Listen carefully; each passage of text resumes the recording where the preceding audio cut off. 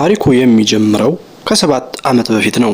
ኢጂ ጎበዝ ተማሪ ሲሆን አሁን ላይ ተመርቆ በትልቅ ኩባንያ ውስጥ ቃለ መጠይቅ ሊያደርግ በደስታ እየሄደ ነው። ግን አንድ ሰው በድንገት በመኪና ሲገጭና እግሩ ስር በደም ተጨማልቆ ሲሞት ይመለከታል። በዚህ ድንጋጤ ምክንያት ቃለ መጠይቁን ያበላሸዋል። ህይወቱ ከዚያች ቀን በኋላ ቁልቁል መውረድ ትጀምራለች።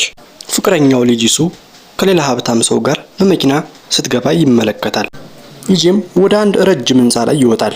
ሞት ካለ ስቃይ ያበቃል፣ ሞት የሚያስፈራ ነገር አይደለም ነው የሚል ደብዳቤ ይጽፍና ራሱን ወደ ታች ይወረውራል። ነገር ግን የሞት ቅጣት የሚጀምረው እዚህ ጋር ነው። ኢጂም አይኑን ሲገልጥ በአንድ የግል አውሮፕላን ውስጥ ያገኘዋል። ከፊቱም አንዲት ግርማ ሞገስ ያላት ሴት ወይም ሞት የተባለች ሴት ቆማ ይመለከታል። ሞትን ዝቅ አድርገህ ስላሰብክ አሁን ሞትን በ12 አይነት መራራ መንገድ ትቀምሰዋለህ አለች። ኢጂም አይኑን ሲገልጥ ራሱን እጅግ ቅንጡ በሆነ ቦታ ላይ መስተዋት ሲመለከት መልኩ ተቀይሯል። አሁን እሱ ፓርክ ጂንቴ የተባለ የ33 ዓመት ወጣትና ቢሊዮነር ሆኗል። ኢጂ በደስታ ይጮሃል። ሞትን ቀጣሽ ይመስሎኝ ነበር፣ ነገር ግን እንደውም ወደ ገነት ነው ላክሽኝ ብሎ ይስቃል። የሚገርም ምግብ፣ ቆንጆ ረዳትና ታንክ ግሩፕ የተባለ ካምፓኒ ወራሽ ሆኗል። እዚህ ደስታ እያለ በድንገት የሞት ድምፅ በጆሮው ውስጥ ያስተጋባል። ቸኩል ማዳን ከቻልክ በዚህ ሰው ሰውነት ውስጥ መኖር ትችላለህ፣ ካልቻልክ ግን ሞትን ትቀምሳለህ ትለዋለች። ባለሀብት ከሆንኩማ ምንድን ሊገርልኝ ይችላል ብሎ በኩራት ወንበሩ ላይ ይደገፋል። ድንገት የአውሮፕላኑ ሞተር ያልተለመደ ድምፅ መሰማት ይጀምራል። አውሮፕላኑም መናወጥ ይጀምራል። ኢጂ ይደነግጣል። መታ ሞተሩ በሳት ተያይዟል ስትለው ኢጂ በድንጋጤ ወደ አብራሪው ክፍል ይሮጣል። ግን አብራሪው ሬሳ ሆኖ ያገኘዋል። በሆነ ሚስጥራዊ ምክንያት ሞቷል። አውሮፕላኑም ከቁጥጥር ውጭ ሆኖ ወደ መሬት እየተምዘገዘገ ነው። ኢጂም ከሞት ለማምለጥ ፓራሹት መፈለግ ይጀምራል። ነገር ግን ፓራሹቶቹ በሙሉ በቢላዋ ተቆራርጠው ጥቅም እንዳይሰጡ ተደርገዋል። የሆነ ሰው እንዲሞት ሆን ብሎ አቅዶታል። አውሮፕላኑ በአየር ላይ እያለ ይፈነዳል። ኢጂ በአየር ላይ እያለ እየተቃጠለ ወደ መሬት ሲወድቅ የሞት ህመም መራራ እንደሆነ ለመጀመሪያ ጊዜ ይረዳል። ከፍተኛ ጩኸት ነፍሱ ከፓርክ ጂንቴ አካል ትወጣለች። ኢጂ በድጋሚ አይኑን የገሃነም ደጃፍ ላይ ይገልጣል። ከአውሮፕላኑ ፍንዳታ ያገኘው የቃጠሎ ህመም አልለቀቀውም። ይህ ፍትሃዊ አይደለም፣ እንዴት ላመልጥ እችላለሁ ብሎ በሞት ላይ ይጮህባታል። ሞት ግን በዝግታ እየሳቀች ይህ ገና ጅምር ነው፣ አሁንም ሞት እንደመሸሻ ታይዋለህ ትለዋለች። ኢጂ እንዲሳቀቅ ግንባሩን በጠመንጃ መታ በድጋሚ ወደ ቀጣዩ አካል ትልቀዋለች። አይኑን ሲገልጥ ራሱን ሰማይ ላይ በሚበር አውሮፕላን በር ላይ ቆሞ ያገኘዋል። እርሱ ሶንግ ጂሶፕ የተባለ አደገኛ ትርኢቶችን የሚሰራ ሰው ሆኗል። ከታች በሺዎች የሚቆጠሩ ሰዎች በጉጉት እየተመለከቱት ነው። ይህ ደግሞ ምንድነው ሳይል አንድ ሰው ጊዜው ደርሷል ዝለል ብሎ ይገፋዋል። ኢጂ ያለምንም ፓራሹት ከሰማይ ላይ ይምዘገዘጋል። ኢጂ አየር ላይ እየተምዘገዘገ ሳለ የዚህን ሰው ትዝታ ያገኘዋል። ሶንግ ጂሶፕ ያለ ፓራሹት ዘልዬ መሬት ላይ ባለው መረብ ላይ ካረፍኩ 3 ሚሊዮን ይከፈለኛል ብሎ ተወራርዷል። ኢጂ በደስታ ይጮሃል። ይህንን ካደረኩ በሚቀጥለው ህይወቴ ሀብታም ሆኜ እኖራለሁ ብሎ በትኩረት መሬት ላይ ያለው መረብ ላይ ኢላማ ያደርጋል። ወደ መሬት እየተቃረበ ሲመጣ ንፋሱ አቅጣጫውን ያስተካክለዋል። በትክክል መረቡ ላይ ለማረፍ ጥቂት ሜትሮች ሲቀሩት በከፍተኛ ፍጥነት ስለነበረ መረቡን አልፎ መሬት ላይ ይላተማል። ህዝቡ በድንጋጤ ሲጮህ ለሁለተኛ ጊዜ ነፍሱ ስትወጣ ይታወቀዋል። እንደገና ወደ ገሃነም ይመለሳል። ኢጂ ተመልሶ ገሃነም ደጃፍ ላይ ሲቆም ፊቱ በፍርሃት ተቆራምዷል። ሞት አሁንም በትዝታ እያጨሰች ትጠብቀዋለች። ገንዘብ ለማግኘት ብለህ ህይወትን አደጋ ላይ ጣልክ፣ አሁንም የህይወት ዋጋው አልገባህም ትለዋለች። ኢጂ እባክሽ አቁሚ ብሎ ቢለምናትም እሷ ግን ሞት አንዴ ከተጀመረ አይቆምም ብላ ድጋሚ ትገለዋለች። ኢጂ አይኑን ሲገልጥ ራሱን በአንድ ክፍል ውስጥ ያገኘዋል። እሱ አሁን ኮን ሂዩኩ የተባለ የ17 ዓመት የሁለተኛ ደረጃ ተማሪ ሆኗል። ቢያንስ አሁን አየር ላይ አይደለም ብሎ ሲረጋጋ በድንገት አንድ ትልቅ መጽሐፍ ጭንቅላቱ ላይ ይወረወርበታል። ትምህርት ቤት ውስጥ እንደሆነ ይረዳል። ነገር ግን ሁኔታው ጥሩ አይደለም። ኢጂ የገባበት አካል ሂዩኩ በትምህርት ቤት ውስጥ በጣም የሚበደልና የሚደበደብ ተማሪ መሆኑን ይረዳል። የክፍሉ ጉልበተኞች መጥተው በቡጢ ይሉታል። ሄይ ሂዩኩ ዛሬ ደግሞ ምን ሆነ ነው የምታፈጠው እያሉ ያፌሱበታል። ኢጂ በውስጡ እኔ የ31 ዓመት ሰው ነኝ፣ እነዚህን ህፃናት መምታት እችላለሁ ብሎ ሊመታቸው ሲነሳ አካሉ ግን በጣም ደካማ ስለሆነ መልሶ ይወድቃል። ኢጂ በዚህ አካል ውስጥ መኖር ካለበት ይህን ስቃይ ማቆም እንዳለበት ይረዳል። በሂዩኩ ትዝታ ውስጥ ሲመለከት ይህ ልጅ በደረሰበት በደል ምክንያት ራሱን ሊያጠፋ እንደነበረ ያስታውሳል። ኢጂ ግን ሞት መሸሻ እንዳልሆነ አውቄያለሁ፣ ስለዚህ አልሞትም እዋጋለሁ ብሎ ይወስናል። በጉልበተኞቹ ላይ እንዴት በቀል እንደሚፈጽም እቅድ ማውጣት ይጀምራል። ጉልበተኞቹ ሊደበድቡት ሲመጡ እንደ ድሮ ሂኩ አልተሸማቀቀም። የ31 ዓመት ሰው በሳልነት ስላለው የጉልበተኞቹን መሪ ሊጂ ሳንግን ትኩር ብሎ ይመለከተዋል። አሁን ካቆምክ በሰላም ትሄዳለህ ይለዋል። ጂንሳንግ ይበልጥ ተናዶ በቡጢ ሊመታው ሲል ይጂ ባልታሰበ ፍጥነት አምልጦ የጂንሳንግን እጅ ይቆልፈዋል። ክፍሉ በሙሉ በድንጋጤ ዝም ይላል። ይጂ አካሉ ደካማ ስለሆነ በጉልበት ብቻ እንደማይሸንፍ ያውቃል። ስለዚህ የስነ ልቦና ጦርነት ይጀምራል። የጂንሳንግን ትልቁን ድክመቱን ይፈልጋል። ጂንሳንግ ሀብታም ቤተሰብ ቢኖረውም አባቱን በጣም እንደሚፈራው ይጂ በትዝታው ይረዳል። ይጂ የጂንሳንግን ድርጊት በድብቅ በስልኩ ቀርጾ ይህ ቪዲዮ አባት ጋር እንዲደርስ ትፈልጋለህ ብሎ ያስፈራረዋል። ጂንሳንግና ጓደኞቹ በይጂ ድፍረት ተደናግጠው ለጊዜው ይርቃሉ። ይጂ ለመጀመሪያ ጊዜ በትልቅ እፎይታ ይተነፍሳል። ለካ መታገል ይቻላል፣ በዚህ አካል ውስጥ መኖር እችላለሁ ብሎ ተስፋ ያደርጋል። በዚያ ቀን ወደ ሂኩ ቤት ሲሄድ ሂኩ እናት በፍቅር ስትቀበለው ያያል። ይጂ የራሱን እናት ያስታውሳል። ሕይወቱን በማጥፋቱ እናቱን ምን ያህል እንደጎዳት ተረድቶ እንባው ይፈሳል። ማታ ወደ ቤቱ ሲመለስ ሁኔታው ይቀየራል። ጂንሳንግ ተሸንፎ አልተቀመጠም።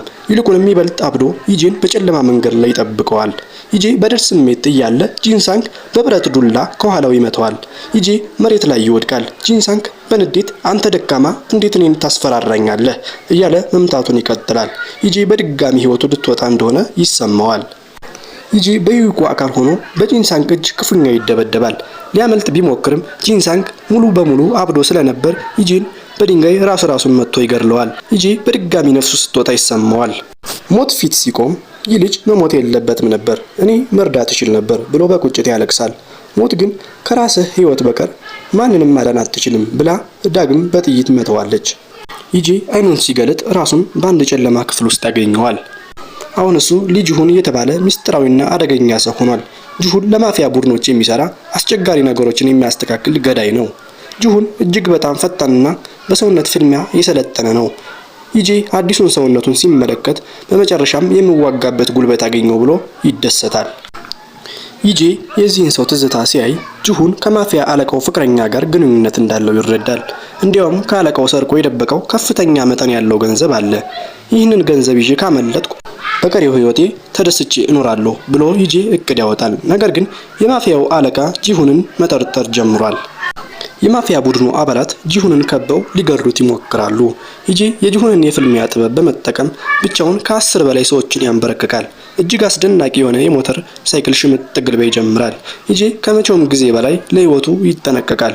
አልሞትም፣ ይህንን ገንዘብ ይዤ አመልጣለሁ እያለ በከፍተኛ ፍጥነት ይከንፋል። ይጂ በከተሞች ጎዳናዎች ላይ በከፍተኛ ፍጥነት ይከንፋል። ከኋላው በርካታ የማፊያ መኪናዎች ይከተሉታል። ይጂ የጂሁንን ልዩ ችሎታ ተጠቅሞ በመኪናዎች መካከል በጠባብ ስንጥቅ እያለፈ ያመልጣል። በዚህኛው አካል ከተረፍኩ የተደበቀው ገንዘብ የኔ ይሆናል ብሎ ተስፋ ያደርጋል። በመጨረሻም ማፊያዎቹን አታሎ ወደ አድፍጦ ወደ ነበረው የጭነት መርከብ ወደብ ይደርሳል። ወደቡ ላይ ወደሚገኝ አንድ ሚስጥራዊ መጋዘን ይገባል። እዚያም ጂሁን ቀደም ብሎ የደበቀውን ቦርሳ ያወጣል። ቦርሳው በአሜሪካ ዶላርና በወርቅ የተሞላ ነው። ይጂ በሕይወቱ አይቶት የማያውቀውን ሀብት ሲመለከት እጅግ ይደነግጣል። ሞት ይህንን አልጠበቀችውም። አሁን አምልጬ በሰላም እኖራለሁ ብሎ ለራሱ ይናገራል። በዚህ ጊዜ የጂሁን ፍቅረኛ ወደ መጋዘኑ ትገባለች። አምልጠሃል ብላ በጭንቀት ትጠይቀዋለች። ይጂ በጂሁን ስሜት ተገፋፍቶ ያቅፋታል። ሁሉንም ነገር አዘጋጅቻለሁ፣ አብረን እንሄዳለን ይላታል። ይጂ በዚህኛው ሕይወቱ ፍቅርንም ሀብትንም ያገኘ ስለመሰለው ለመጀመሪያ ጊዜ ፈገግ ይላል። ቦርሳውን አንስቶ ለመውጣት ሲዞር ድንገት በጀርባ በኩል የሚያቃጥል ህመም ይሰማዋል። ፍቅረኛው ሽጉጥ አውጥታ ደጋግማ ትተኩስበታለች። አዝናለሁ ጂሁን፣ ነገር ግን አለቃው እኔን እንዳይገርለኝ አንተን አሳልፌ መስጠት ነበረብኝ ትለዋለች። ይጂ እየደማ መሬት ላይ ይወድቃል። አሁን በቴክኖሎጂ ወይም በጥንካሬ ሳይሆን በሰዎች ክህደት ሞት እየመጣችበት እንደሆነ ይረዳል። ይጂም እንደገና ገሃነም ደጃፍ ላይ ቆሟል። በዚህ ጊዜ ግን በጣም ተቆጥቷል። ለምንድን ነው የምታሰቃይኝ? ገንዘቡን አግኝቼው ነበር ብሎ ይጮሃል። ሞት ግን በዝግታ ፈገግ ብላ የሰው ልጅ ስግብግብነት መጨረሻው ይሄ ነው፣ በገንዘብ ሕይወትህን መግዛት እንደማትችል አሁን አልገባህም ትለዋለች። ይጂን ይበልጥ ለማበሳጨት ግንባሩን በጠመንጃዋ መታ በድጋሚ ትልከዋለች። ይጂ አይኑን ሲገለጥ ራሱን በአንድ ዘመናዊ የስፖርት ማዘውተሪያ ውስጥ ያገኘዋል። አሁን እሱ ቾቴሱን የተባለ ጠንካራና ታዋቂ የድብድብ ስፖርተኛ ሆኗል። ቴሱን በሰውነቱ ጥንካሬና በችሎታው የታወቀ ቢሆንም አንድ ትልቅ ሚስጥር አለው። ይጂ በዚህኛው አካል ማንም ሊገርልኝ አይችልም ብሎ ጡንቻዎቹን እያየ ይተማመናል። ይጂ የዚህን ሰው ትዝታ ሲያይ ቴሱን ለአንድ ባለሀብት ልጅ ሲል የመኪና አደጋ አርሻለሁ ብሎ በውሸት ተከሶ ወደ እስር ቤት ሊገባ እንደተስማማ ይረዳል። ለዚህ ምትክ ትልቅ ገንዘብ ተከፍሎታል። ይጂ ደነገጠ። ይህ ሰው ገንዘብ ለማግኘት ብሎ ነፃነቱን ሸጧል ብሎ ይበሳጫል። ነገር ግን ወደ እስር ቤት የሚገባበት ጊዜ አሁን መሆኑን ይረዳል። ይጂ ወደ እስር ቤት ይገባል። እዚያም አንድ ያልተጠበቀ ሰው ያገኛል። የመጀመሪያው አካሉ ሂይኩ ገዳይ የነበረው ሊጂንግሳንግ እዚያው እስር ቤት ውስጥ አለ። ጂንሳንግ ይጂን ሲያየው ማንነቱን አያውቅም። ነገር ግን ይጂ በውስጡ በንዴት ይቃጠላል። ይህ አጋጣሚ ነው ወይስ የሞት ጨዋታ ብሎ ራሱን ይጠይቃል። ይጂ ገና እስር ቤት እንደገባ በጉልበታቸው የሚታወቁ እስረኞች ሊፈትኑት ይሞክራሉ። ቴሱን ፕሮፌሽናል ተዋጊ በመሆኑ ይጂ የሰውነቱን ጥንካሬ ተጠቅሞ ሳይለፋ ያሸንፋቸዋል። እስረኞቹም በሙሉ ይደነግጣሉ። ይጂ ግን ትኩረቱ እነሱ ላይ አይደለም። አይኑ ያለው ጥግ ላይ ተቀምጦ የሚንቀጠቀጠው ጂንግሳንግ ላይ ነው። ይጂም ወደ ጂንግሳንግ ይጠጋል። ጂንግሳንግ የቴሱን ግርማ ሞገስ አስፈርቶታል። ይጂም በዩኩ አካል እያለ በድንጋይ ሲደበደበው የነበረውን ህመም ያስታውሳል። ጂንሳንግ በቡጥ ሊለው ሲል በድንገት የሞት ድምፅ በጆሮው ያቃጥላል። ብትገርለው ያንተ ስቃይ ይጨምራል እንጂ አይቀንስም ትለዋለች። ይጂ እጁን ይሰበስባል። ነገር ግን ጂንሳንግን በስነ ልቦና ለማሰቃየት ይወስናል። ይጂ በዚህ እስር ቤት ውስጥ ሌላ ትልቅ አደጋ እንዳለ ይረዳል። እርሱን እዚህ የላከው ባለሀብት ቴሱን በህይወት እንዲወጣ አይፈልግም። በእስር ቤቱም አለቃ እና ጠባቂዎች የታገዘ የግድያ ሙከራ በቴሱን ላይ ይጀምራል። ይጂም ማታ ተኝቶ እያለ በጩቤ ሊወጉት ሲሞክሩ በቴሱን ፈጣን ስሜት ነቅቶ ይከላከላቸዋል። አሁን ይጂ የገባበት አረንቋ ከድብድብ በላይ እንደሆነ ይረዳል። ይጂ በቴሱን አካል ሆኖ ለጥቂት ወራት እስር ቤት ውስጥ ይቆያል። ከእስር ሊፈታ ጥቂት ቀናት ሲቀሩት አንድ ሚስጥራዊ ደብዳቤ ደርሰዋል። ደብዳቤው ላይም እንዲህ የሚል ጽሑፍ አለ። በገዳዩ አካል የደበቀውን ገንዘብ የት እንዳለ አውቃለሁ። ይጂ ደነገጠ። በገዳዩ ህይወቱ የደበቀውን ገንዘብ የሚያውቅ ሌላ ሰው መኖሩ 12ቱ ህይወቶች እርስ በርስ የተሳሰሩ መሆናቸውን ፍንጭ ይሰጠዋል። ይጂም ከእስር ቤት በነፃነት ይወጣል። በእጁ ላይ ያለው ብቸኛው ፍንጭ ገዳይነቱ ማለትም በጁን ሰውነት እያለ በህይወት የደበቀውን ገንዘብ ያለበት ቦታ ነው። ይጂ አሁን ዓላማው ግልጽ ነው። ይህን ገንዘብ አግኝቼ የቴሱን አካል እስኪሞት ድረስ በቅንጦት እኖራለሁ ብሎ ይወስናል። ወደ ገንዘቡ መደበቂያ ቦታ በድብቅ ይጓዛል። ይጂ ገዳዩ ጁን ገንዘቡን ወደ ቀበረበት ገጠራማ ቦታ ይሄዳል። በመጨረሻም በዶላር የተሞሉትን ቦርሳዎች አገኘ። ይጂ በደስታ ይጮሃል። አሁን እርሱ በገንዘብ የታጀበ ጠንካራ አካል ያለው እና ማንም የማይጠረጥረ ሰው ሆኗል። ነገር ግን ሞት ይህንም በቀላሉ እንደማትመለከተው ያውቃል። ይጂ በቴሱን አካል ሆኖ በከተማዋ ሲዘዋወር ድንገት በስራ ላይ ያለችውን እናቱን ያያታል። ልቧ ተሰብሮ አርጅታና ከስል ስትሰራ ሲያያት ልቡ ይነካል። ሊጠጋት ይሞክራል። ነገር ግን እሱ አሁን ለሷ እንግዳ መሆኑን ያስታውሳል። የራሱን ሞት ምን ያህል ዋጋ እንደሚያስከፍል አሁን ይበልጥ ይገባዋል። እናቱን በድብቅ ለመርዳት ገንዘብ ሊሰጣት ቢያስብም አጠራጥረን እንዳይሆንበት ይፈራል። በተመሳሳይ ቀን ይጂ ፍቅረኛው ጂሱ በመንገድ ላይ ስትሄድ ያያታል። ጂሱ በይጂ ሞት ምክንያት ክፉኛ ተጎድታለች። ይጂ በቴሱን አካል ሆኖ ሊያናግራት ሲል በድንገት አንድ መኪና በከፍተኛ ፍጥነት ወደሷ ይመጣል። ይጂ በቴሱን የፍጥነት ችሎታ ጂሱን ከአደጋው ያድናታል። ጂሱ አመሰግናለሁ ስትለው ይጂ አይኗ ውስጥ ያለውን ሀዘን አይቶ ነፍሱ ትናወጣለች። ይጂ ጂሱን ከአደጋው ካዳናት በኋላ ጂሱ በትኩረት ትመለከተዋለች። ከዚህ በፊት የሆነ ቦታ አውቃለሁ ትለዋለች። ይጂ ልቡ ይመታል። እኔ ይጂ ነኝ ብሎ ሊጮህ ይፈልጋል። ነገር ግን እሱ አሁን ሌላ አካል ውስጥ እንደሆነ ያውቃል። አይ ለመጀመሪያ ጊዜ ማየት ነው ብሎ ይዋሻታል። ይጂ አሁንም በይጂ ሞት ምክንያት በከፍተኛ ሀዘን ውስጥ እንዳለች ከንግግሯ ይረዳል። ይህ ራሱን እንዲጠላ ያደርገዋል። ይጂ ገንዘቡን ይዞ ወደ አንድ የቅንጦት ሆቴል ይገባል። አሁን ዓላማው ይህን ገንዘብ ተጠቅሞ ለእናቱና ለጂሱ በድብቅ መርዳት ነው። ነገር ግን ገንዘቡን ሲቆጥር በዶላሮቹ መሃል አንድ ትንሽዬ ጂፒኤስ መከታተያ ያገኛል። የማፊያ ቡድኑ ጂሁን ሲገደል ገንዘቡ ማንም እንዳይወስደው ማፊያዎቹ መከታተያ ተክለውበት ነበር። ይጂ አደጋ ላይ መሆኑን ይረዳል። ልክ መከታተያውን እንዳገኘ የሆቴሉን በር በርግዶ ይከፍተዋል። በክፍል 2 ያየናቸው የማፊያ ቡድን አባላት ቴሱን ያለበት ክፍል ድረስ መጡ። ያ ገንዘብ የጂሁን ነበር፣ አንተ ደግሞ የት አገኘኸው ብለው ይጠይቁታል። ኢጂ የቴሱንን ተዋጊነት ችሎታ በመጠቀም መከላከል ይጀምራል። በክፍሉ ውስጥ እጅግ አስደናቂ የሆነ የፍልሚያ ትዕይንት ይካሄዳል። ኢጂ ብዙዎችን ቢመታቸውም አንደኛው ማፊያ ሽጉጡን አውጥቶ ይተኩሳል። ኢጂ ለማምለጥ ሲል በሆቴሉ መስኮት በኩል ወደ ታች ይዘላል። በቴሱን ጠንካራ አካል ምክንያት መሬት ላይ በሰላም ያርፋል። ነገር ግን ቆስሏል። በከፍተኛ ፍጥነት እየሸሸ ሳለ በድንገት ግን አንዲት መኪና መንገዱን ትዘጋዋለች። ከመኪናው ውስጥ የወረደው ሰው ደግሞ በኢጂ 12 ህይወቶች ውስጥ ትልቅ ሚና ያለው ፓርክቴው የተባለ ሰው ነው። ፓርክቴው ከመኪናው ወርዶ ኢጂን በትኩረት ይመለከተዋል። ኢጂ በቴሱን ትዝታ ውስጥ ሲመለከት ቴሱን በውሸት ለእስር ቤት እንዲዳረግ ያደረገውና ገንዘብ የከፈለው ፓርክቴውን መሆኑን ይረዳል። ቴው የታዘዝከውን አድርገህ ዝም ብለህ መኖር ነበረብህ ይለዋል። ኢጂም ሊያጠቃው ሲሞክር የቴው ጠባቂዎች ይረባረቡበታል። ቴው በራሱ መኪና ኢጂን ይገጨዋል። ኢጂም 5ኛ ሞቱን በከፍተኛ ህመም ይቀምሳል። ኢጂም እንደገና ሞት ፊት ይቆማል። ይህ ፓርክቴው የሚባል ሰው በሁሉም ህይወቴ ውስጥ እያሳደደኝ ነው ብሎ ይጮሃል። በእርግጥም ፓርክቴው በአውሮፕላን ፍንዳታው በገዳዩ ጁን ሞት እና አሁን በቴሱን ሞት ውስጥ እጁ አለበት። ሞት ግን ዝም ብላ በጥይት ትመታዋለች። ኢጂ አይኑን ሲገልጥ በአንድ አልጋ ላይ ራሱን ያገኘዋል። ሊነሳ ሲል ግን እግሮቹና እጆቹ በጣም አነስተኛ ናቸው። መናገር ቢሞክርም የህፃን ልጅ ለቅሶ ድምጽ ያወጣል። አሁን እርሱ ገና የ6 ወር ህፃን ልጅ ሆኗል። ኢጂ ደነገጠ።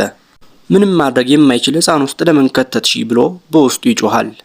ኢጂ የዚህን ህፃን ትዝታ ሲያይ ወላጆቹ ለገንዘብ ለማግኘት ሲሉ ልጃቸውን ለኢንሹራንስ ብለው ሊገድሉት እያሴሩ እንደሆነ ይረዳል። እናትና አባቱ ህፃኑን በብርድ ልብስ አፍነው ሊገድሉት ሲሞክሩ ኢጂ በውስጡ እባካችሁ አታድርጉት መኖር እፈልጋለሁ እያለ ቢጮህም ማንም አይሰማውም። ምንም መከላከያ በማይችል ህፃን ውስጥ ሆኖ በገንዛ ወላጆቹ እጅ በጭካኔ 6ኛ ሞቱን ይቀምሳል። ኢጂ እንደገና ሞት ፊት ሲቆም ከመጮህ ይልቅ ዝምታን ይመርጣል። እንባው ግን ይፈሳል። እንዴት እንዲህ ያለ ጨካኝ ትሆኛለሽ? ምንም የማያውቅ ህፃን ልጅ ውስጥ ከተሽ በገንዛ ወላጆቹ እጅ እንዲታነቅ ማድረግሽ ምን አይነት ቅጣት ነው ይላታል። ሞት ግን በቀዝቃዛ ድምጽ አንተም እኮ ህይወትን ስታጠፋ እንደ ህፃን ምንም ማድረግ ለማትችለው እናትህ ተመሳሳይ ህመም ሰጥታታል ትለዋለች። ኢጂ ለመጀመሪያ ጊዜ ለሰራው ስህተት ጥልቅ ጸጸት ይሰማዋል። ኢጂ አይኑን ሲገልጥ ራሱን እጅግ በሚያምር መኝታ ቤት ውስጥ ያገኘዋል። አሁን እርሱ ጃንግ ጎን የተባለ በጣም ቆንጆ ሞዴል ሆኗል። በመስተዋት ሲመለከት መልኩ እጅግ ማራኪ ከመሆኑ የተነሳ የትም ቦታ ቢሄድ ሰዎችን አይን በእርሱ ላይ ነው። በመጨረሻም ሰላማዊና ደስ የሚል ህይወት አገኘው ብሎ ያስባል። ጎን ምንም ጠላቶች የሉትም፣ ዝነኛ ነው፣ እናም ሀብታም ነው። ኢጂ በአንድ ካፌ ውስጥ ተቀምጦ ሳለ በድንገት አንድ የታወቀ ፊት ያያል። የቀድሞ ፍቅረኛው ጂሱ ነች። ጂሱ በዚህ ካፌ ውስጥ መጽሐፍ እያነበበች ነው። ጂሱ ልቡ በኃይል ይመታል። በቴሱን አካል ሆኖ ከአደጋ ካዳናት በኋላ አሁንም ድረስ ሲያስባት ነበር። አሁን በዚህ ቆንጆ አካል ውስጥ ሆኖ ሊቀርባት ይወስናል። ኢጂም ወደ ጂሱ ጠረጴዛ ተጠግቶ ማውራት ይጀምራል። ጂሱ መጀመሪያ ላይ አዲስ የምታውቀው ሰው ስለመሰላት ፈራ ብላ ነበር። ነገር ግን ጎው የሚያወራቸው ወሬዎችና የሚጠቀምባቸው ቃላቶች ልክ እንደ ጂ ናቸው። ኢጂ ራሱን መቆጣጠር አቅቶት ጂሱ በድብቅ የምትጽፋቸውን ግጥሞችና የምትወዳቸውን ነገሮች ሲያነሳላት ጂሱ በመገረም ትመለከተዋለች። ይህ ሰው እንዴት ሊያውቀኝ ቻለ ብላ መጠርጠር ትጀምራለች። ኢጂ እና ጂሱ በካፌ ውስጥ ረጅም ሰዓት ያወራሉ። ጂሱ በጎኑ ውበት ሳይሆን በንግግሩ ጥልቀት ትገረማለች። ኢጂ ሳያስበው የሞት ቅጣት ውስጥ ብትሆኚ ምን ታደርጊያለሽ ብሎ ይጠይቃታል። ጂሱም የምወደውን ሰው ዳግም ለማየት እታገላለሁ ትላለች። ጂሱ ስለ ኢጂ ያላትን ናፍቆትና ከሱ ሞት በኋላ ህይወቷ ምን ያህል እንደጨለመ ስትነግረው ኢጂ እውነቱን ለመደበቅ ክፉኛ ይቸገራል። ኢጂ ከጂሱ ጋር እየተራመዱ ወደ ቤቷ ይሸኛታል። በቃላት ሊነግራት ባይችልም በድርጊቱ ግን ኢጂ መሆኑን ፍንጭ መስጠት ይጀምራል። እሷ ብቻ የምታውቀውን ሚስጥር ለምሳሌ በልጅነታቸው የገቡትን ቃል ሲያስታውሳት ጂሱ ትቆማለች። አንተ ማነህ? እንዴት ይህንን ታውቃለህ? ብላ በእንባ የታጀበ ጥያቄ ታቀርብለታለች። ኢጂ እኔ ቾይጄ ነኝ ለማለት ቃላቱ ጉሮሮው ላይ ይቆማል። ጂሱ የጎኑን አይኖች ስታይ የኢጂን ነፍስ ታያለች። ሁለቱም በስሜት ተሸንፈው እጅ ለእጅ ይያያዛሉ። ኢጂ በቃ በዚያ አካል ውስጥ ሆኜ ከእሷ ጋር ለዘላለም እኖራለሁ፣ ጨዋታውንም አቁሜያለሁ ብሎ ለራሱ ቃል ይገባል። ነገር ግን ልክ በዚህ ደስ የሚል ቅጽበት ከሩቅ አንድ መኪና በከፍተኛ ፍጥነት ወደ እነሱ ሲመጣ ይታያል። መኪናው ሆን ብሎ ወደ እነሱ ይምዘገዘጋል። ኢጂ ጂሱን ለማዳን ቢሞክርም መኪናው ሁለቱንም በከፍተኛ ኃይል ይገጫቸዋል። ኢጂ ደም እየፈሰሰው መሬት ላይ ወድቆ ሳለ የመኪናው በር ይከፈታል። ከመኪናው የወረደው ሰው ደግሞ በድጋሚ ፓርክ ቴው ነው። ቴው በደሙ እየተጨማለቁ ያሉትን ጂሱንና ኢጂን እያየ በጭካኔ ይስቃል። ኢጂ የሚወዳት ሴት አይኑ ስር ስትሞት እያየ ነፍሱ ትናወጣለች። ይህ ከ12ቱ ሞቶች ሁሉ ኢጂን እጅግ